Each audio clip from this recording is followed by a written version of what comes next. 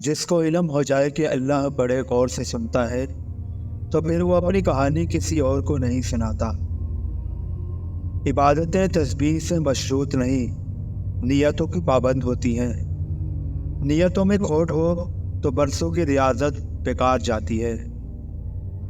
خاموشی ایک ایسی عبادت ہے، فرشتہ اسے لکھ نہیں سکتا، شیطان اسے بگاڑ نہیں سکتا، اور کوئی اسے جان نہیں سکتا۔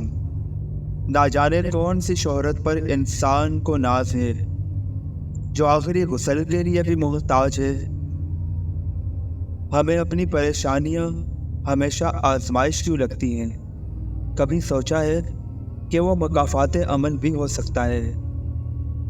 دنیا میں 6 چیزیں آپ کے پاس ہو تو کبھی نقصان نہیں ہوگا: اچھی زبان، اچھا دوست، امانت داری، رزق حلال اور ماں کی دعا۔